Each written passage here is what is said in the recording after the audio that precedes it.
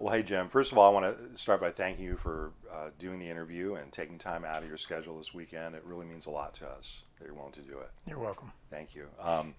Well, I wonder if we could start, Jim, to kind of fast forward to when you and Lois first heard about the Gainesville Eight case. Well, it was in the newspaper, and they were talking about selecting a jury, and so in that process, I guess the Lois had just gotten a letter from the government saying she was being subpoenaed for a jury. And so we sort of put two and two together that it might be the Gainesville Eight jury.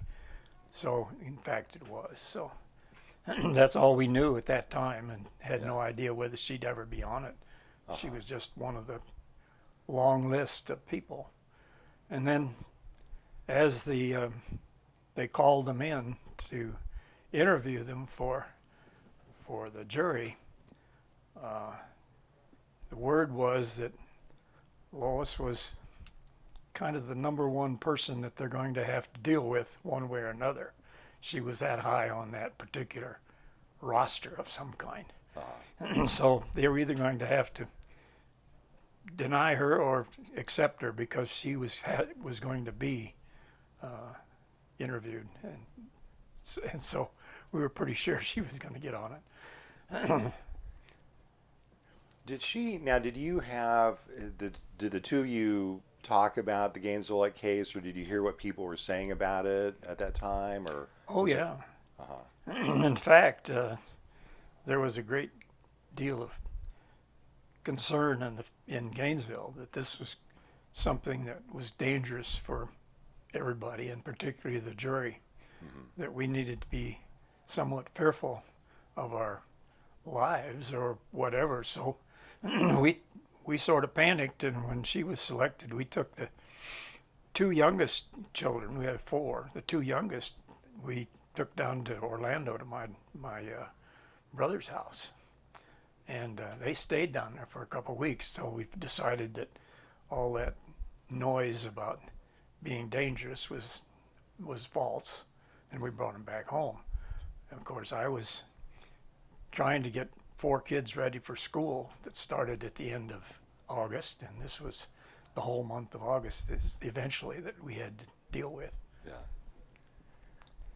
So that's kind of the way it started anyway. We were all fearful, and we were fearful not of the government, we were fearful of these wild-looking characters. What were people saying in the town about the case? Well, they were all for locking these guys up, and so it was. They were not. I don't think they were very forgiving for the way these guys looked. But now, a little background. Lois had just finished her bachelor's degree at the University of Florida the year before. She started way back in, must have been, well, anyway, she got a 2-year certificate to teach school way back at Iowa State Teachers College. And then she taught for several years, and she taught even after we were married. And so we were, it was a concern of us as to what these people were, but I think she was pretty open because she said, well, she sat next to these people with long hair. And one of the girls that she sat next to in one of her lectures was really a scruffy looking character. And she found out that the girl's folks were, last name was Eastman, Eastman Kodak. So she learned that these weren't people to be afraid of. So she looked at them as people from the start. From the start. Now, we were talking earlier, and you were saying during the course of the trial, of course, she was, the whole jury was kind of separated and kind of sequestered, I think is the term. How much contact were you allowed to have with her during the trial? A couple times a week for an hour or so. And the marshal was present. It's like she was here and you were sitting there as a marshal. So you didn't talk about too many things. She wanted to know how the kids were and what color clothes I was picking out for them, that sort of stuff. But we really didn't get very close during those hours. And our telephone was monitored. She could talk, but Marshall was in the room with her when she was talking. And I made some comment about how this trial going, and click, they shut us off just that quick. Wow. I couldn't even mention the word. So it was extreme tension for Lois. She was always a free spirit. She always, we traveled all over the United States and the world, and then to be locked up where she couldn't talk to anybody, she couldn't do anything. She had to ask a marshal to even go down the end of the hall and get a candy bar. And so this weighed on her tremendously. In fact, during the trial, she got sick, and they had to delay the trial one day while she got her nerves back. She was so intense, and so she was so sure that she wanted to get every word, and so she was very intense in the way she dealt with the duty as a juror. So it was very hard on her. And then, of course, I was not used, and I'm still not used to going it alone. You know, we conferred on everything, and then all of a sudden for a month couldn't even talk. That was kind of tough. So on both of us. Kids took it pretty well. Mm-hmm. They let it roll. But I don't know how much you want to know during the trial. I know after the trial, but I can get to that later if you'd like. Oh yeah. Well, we can. Another question I was going to ask you is: it seems like you said earlier that she was really high up on the pool. Yeah. And was there ever any doubt that she was going to be selected? Did you get a sense they were anyone try to keep her off, or that she? We found out later as to what happened, and part of it was that in the people who were selecting the jury, I guess, I don't know which side, interviewed quite a few of our friends and asked them whether she could be fair and whether she could be objective, and what politics that she was, whether she one way or the other. And they asked some of my colleagues, and see, she was president of the University Women's Club at the time, and so she had a lot of friends. Yeah. And but they did a pretty thorough search of all our friends before they picked her, so they knew who she was. Uh-huh. But this is, I think, part of that Psychology Today article and that sociological study that they were conducting at that time and prior to it on how to select a jury. Oh, and you mentioned earlier at one point that you and Lois had actually read that. Yeah. Uh-huh. We knew about some of the stuff. We had not delved into it the way we did later, because the people from that psychological study actually came and interviewed us after the trial, and so yeah. Now, and she, if memory serves, now was she the foreperson? Yes. Okay. She ended up. What? She was first as the trial went on. The marshals asked the jury while they were in the Flagler locked up, to pick a social chairman so that he didn't have to deal with 12 jurors all asking the same questions. So they picked Lois as their social and their spokesperson. Of course, then when it came time to pick the foreman for the jury, I suppose it was almost foregone conclusion that she would be the chair. Yeah. But she had never been on a jury like that before or since. But What were her responsibilities as the foreperson? not much until the end of the trial. You know, she was their social chairman, got the Cokes for him and stuff like that. But after the trial, of course, they gave her all the papers, and then she had to poll the jury, and then call each person's name and how do you vote, guilty or not guilty, and went polled them all, and then she had to sign the papers, and then her job was to present it to the bailiff. I don't know. she was just good at it. Yeah. What kind of thoughts were you having, Jim, as the trial was, taking place, and you were watching this, and you weren't really allowed to talk about it with Lois, but I was angry, very angry. In fact, I wrote to Judge Arnold several times asking him to break the sequester. And the reason I did that was early in the trial, he said that when all the noise and publicity dries up, that he can probably release the jury from sequester. So I kept record of column inches in the St. Pete Times and in the Gainesville Sun, and pointed out that the number of column inches on each of those papers was falling drastically toward the end. He never replied. But I did have record of how many column inches were being presented to the public on the papers, but didn't do any good. But I was keeping track. Yeah, you were keeping track. So you felt, though, that the sequester should have ended about halfway through? Yeah, because there was no more fear, there was no more scary stuff that we were going to be mobbed by a bunch of hoodlums or anything. So the only weird things that happened, and I swear to this day that it actually happened, I was in Moss Brothers, Lois, early in the trial, first couple of days. And Lois was cold. She said, "Go buy me a new sweater."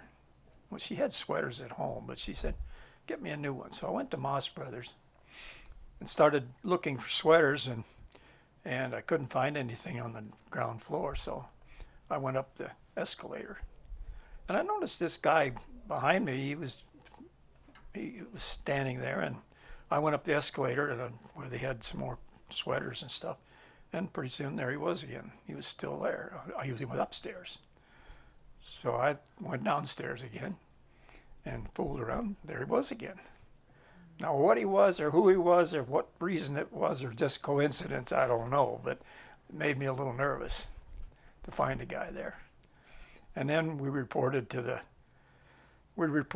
the judge that we were having trouble with our telephone. And we were getting strange noises, and we got cut off, and never had that before on our home phone. So we reported it, and they said, "No, there was nothing going on." Just about that time is when they discovered the FBI in the closet of the jury. And so, anyway, I'm suspicious that the government was messing with my phone, and somebody was messing with me. Did your attitude about the government, Jim, did it change during the course of the trial? Did you? Well, you couldn't help it, because you saw these guys in their testimony that came on in the newspaper. It was sort of unbelievable. You say, "Wait a minute, that doesn't make sense." They called a slingshot a wrist rocket, and so they were talking about these rockets that they were going to fire. Well, they were going to fire, I don't know, marbles or something with a slingshot, and then of course I got a big kick out of the store, that Wang Dang Doodle store, and I love that, the Wang Dang Doodle store where they bought the slingshots. That was humor. Well, because it seems like, reading about it, it seems like there were so many contradictions in what the government informants or witnesses were saying. Yeah, Well, when this guy that had been one of his best friends turned informant, boy, that seemed awfully sick to me. I don't know what was the guy's name. I don't remember what his name was. Oh, one of Scott Camille's. It was Scott Camille's best friend or one of his friends. Oh yeah, what was his name? Was it Poe or something? I don't remember who it was. Yeah, I don't remember the name. But anyway, that came out in the paper. That, by the way, I did keep a day-to-day, every day, all the newspaper clippings, all filed. I just gave them to Scott today. He said he'd like to look through them. That's awesome. If you wouldn't mind, we would like to digitize those and make those a part of the collection. Is that okay? Fine with me. Okay. There may be a few personal things in there. I didn't go through it and sort out anything, but if you'd promise not to get any note I might have sent Lois or something, but Oh, right. Yeah, we'll keep Yeah. that out. Yeah. but anyway, yeah, I kept every single day from the St. Pete Times and the Gainesville Sun, and I did a clipping Wow. and labeled it and put them in there. When did you first find out what the verdict was going to be? What was the timing of that? I didn't find out till it was announced. I didn't know ahead of time. It came out on the radio that they're not guilty. And so my next step was get in the car and go down and get her. What was that like? Because I mean, God. obviously you hadn't had the chance to talk candidly for weeks. Oh man, that was emotional, really emotional. It was, got her home and let me tell you a little story. She wanted to get out of town, just get out of town. I called my good friend who had a condominium over at Crescent Beach. And he said, sure, you can use it. I just tell the manager and I'll call him and tell you you're coming. But Lois didn't want people to know she was leaving town because it just felt that it was something that she didn't want. So she put on a black wig. And she was a blonde. And so we got over to the condominium, went in, and had a nice weekend, enjoyed ourselves, came back. And this good friend of mine who loaned me the condominium was a real gentleman. I mean, Art was very southern gentleman. And he approached me and he said, you enjoy the condominium? I said, yeah. He said, well, he said, I have a problem. And I said, what is it? He said, the manager said you came over with a very beautiful brunette. And I said, he was afraid I was playing games. So our ruse worked too well. So anyway, she got out of town. If you don't mind me asking, what did you talk about? I mean, after that, did you talk about the trial? Did you just, or? Yeah, we did. And so what I told her is the way I get things out of my system was to write and write and write everything you can remember. And about that time, the St. Pete Times called and said, we'd like to have you do a special issue for us in a Sunday supplement for the St. Pete Times. Well, they said, if you promise not to publish anything anywhere else, we'll pay you for it even. I said, well, you're going to be writing anyway. Let's take them up on it. So my job, of course, at the university was to supervise dissertations, so I knew how to edit. And she wrote and wrote and wrote, and we put it together and sent it down there. And the editor said, well, that's great, but I want more. So he had some things he wanted of human interest. So she wrote it, and it was a great big supplement in the St. Pete Times. And it got it out of her system. Once you wrote it, done, forget it. Uh-huh. And so that was, I think, good therapy, just to do that. Yeah. And so I think that was good advice, and it was serendipitous that somebody wanted to read it. And then after the trial, she was working at that time at the Florida State Museum. She was writing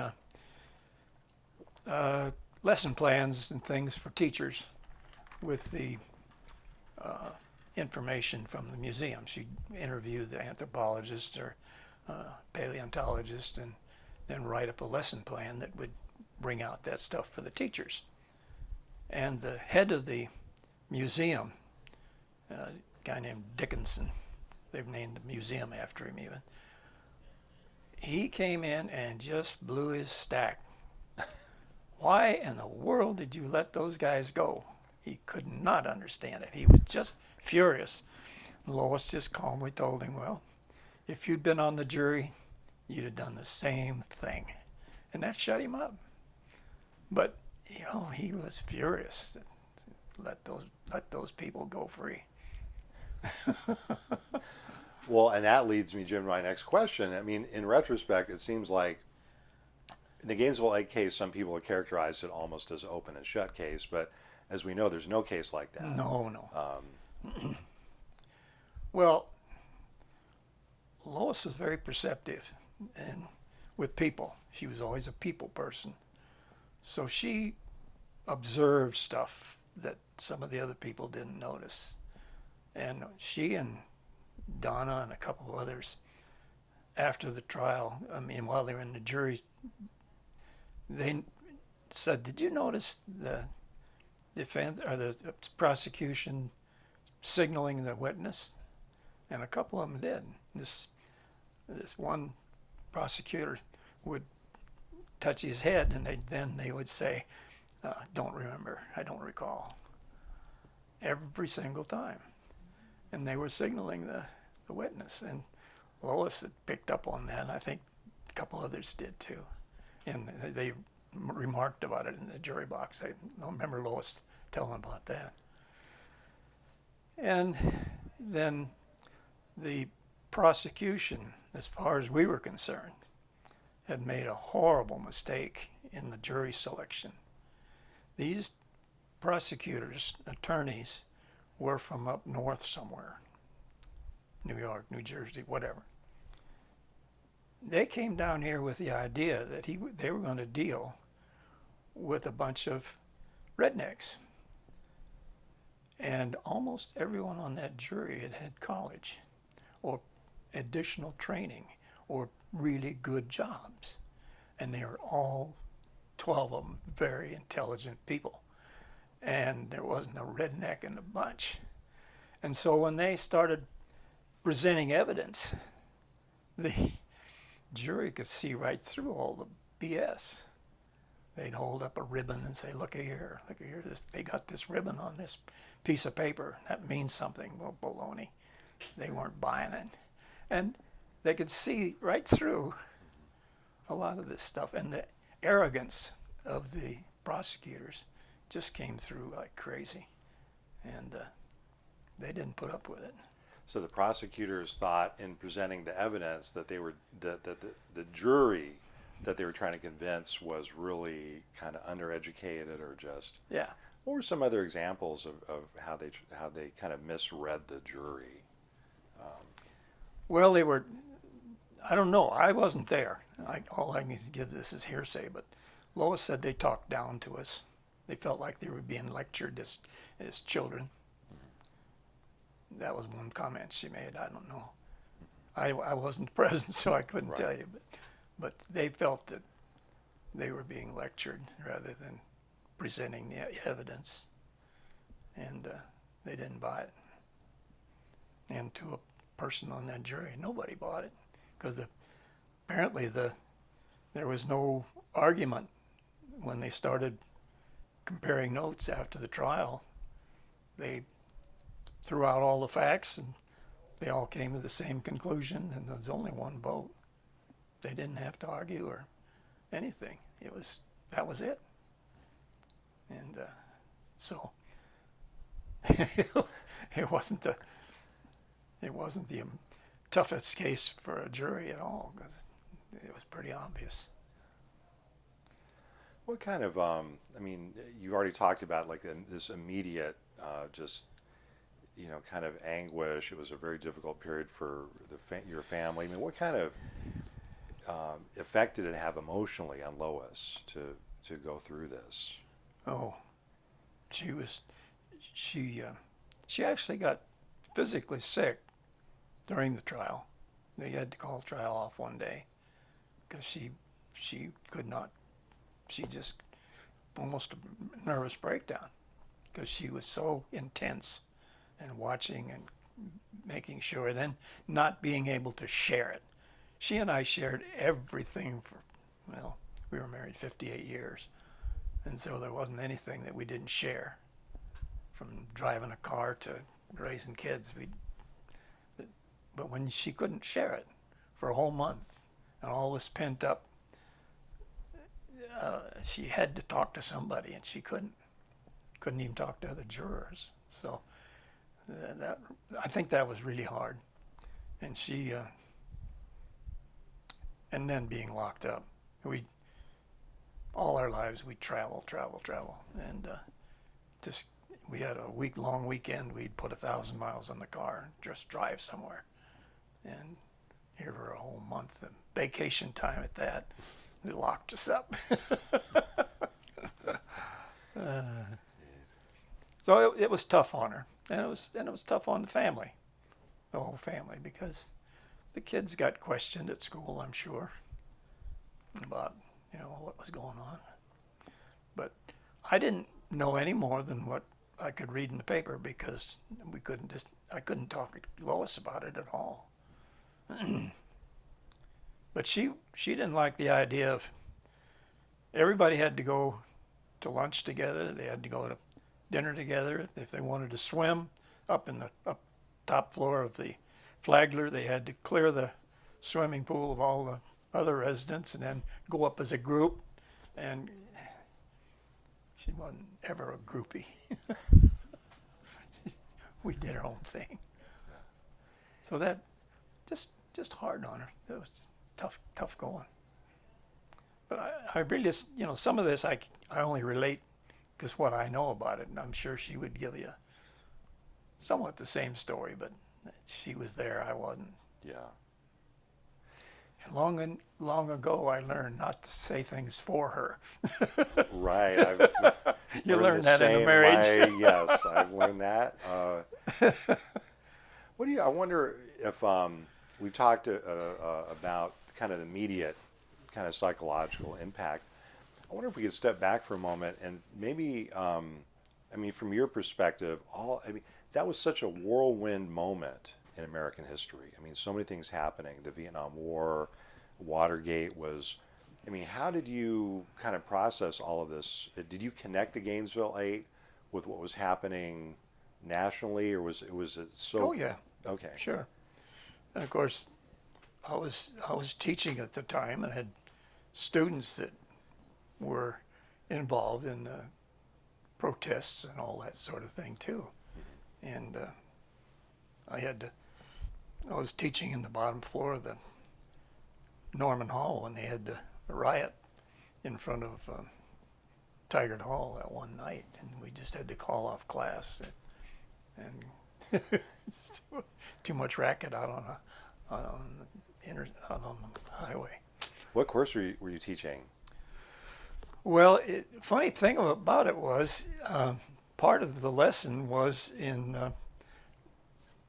something about diversity and working with people of different beliefs, that sort of thing. And here we are out in the street, and so we said, that's a pretty good demonstration of what we're talking about. Right. But, well, we were very much interested in the news before the trial, during and after, because we always got at least 2 newspapers and subscribed to a lot of magazines. And we were, I think, about as well informed as anybody could be at the time. What department were you teaching in at that? I was in the vocational, technical, and adult education. Okay. At that time. I ended up in school administration, but moved around. So I don't know. We had a lot of things to talk about in classes because it was very very current in the Vietnam thing. Yeah. Do people talk much in campus or on campus about the Gainesville Eight? No, I didn't get much of it other than some of my colleagues were asking what I knew about the trial. And of course, didn't know any more than they did, so I wasn't much help. Yeah. But yeah, I did get questioned quite often during the trial. But it was basically a time when the university was pretty well shut down in August. You know, that not much going on in Gainesville. I guess maybe that's why the newspapers liked something happening in Gainesville. Nothing else was. It was pretty dead.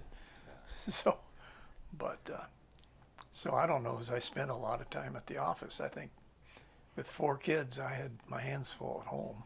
Yeah.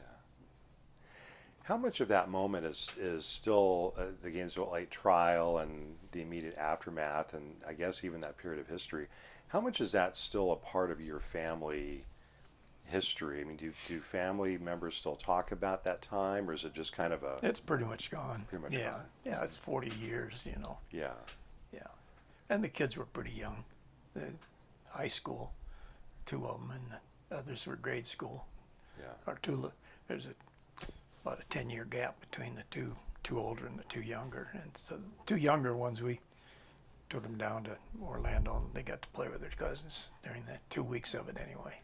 So for them, it was probably fond That memories. was that was a good time. Yeah. Did the trial?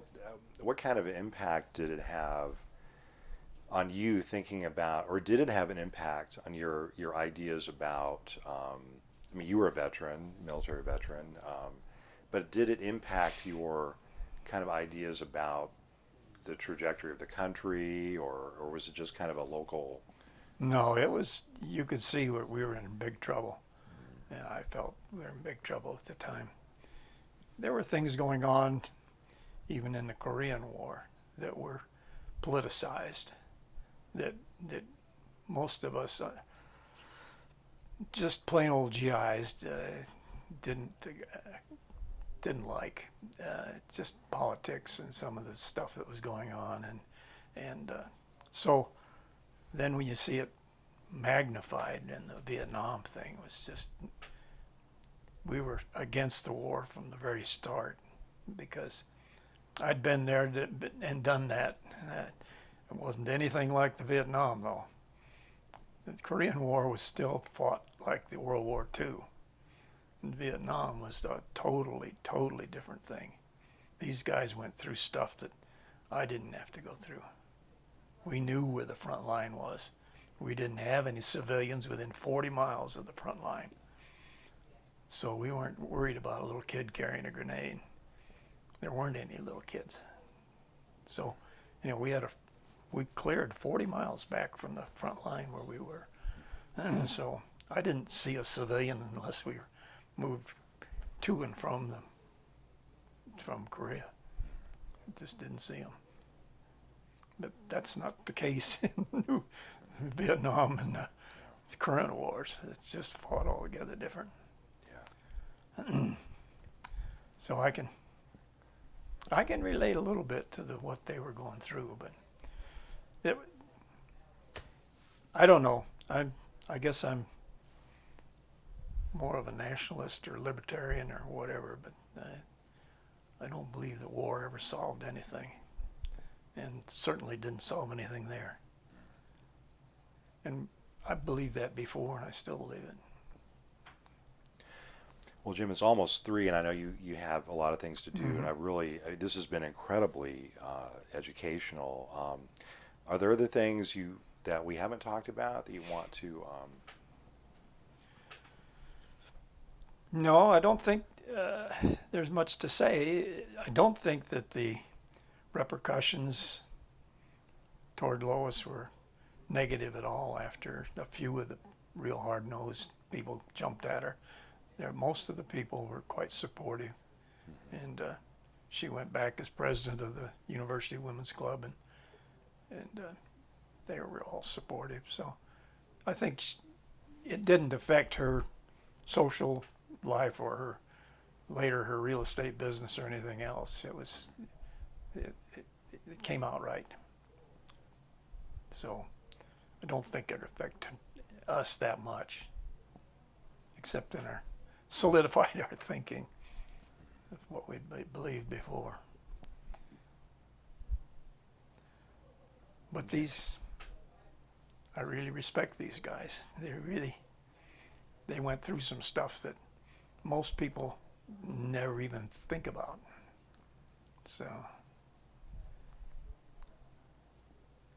really, I don't have much else to say.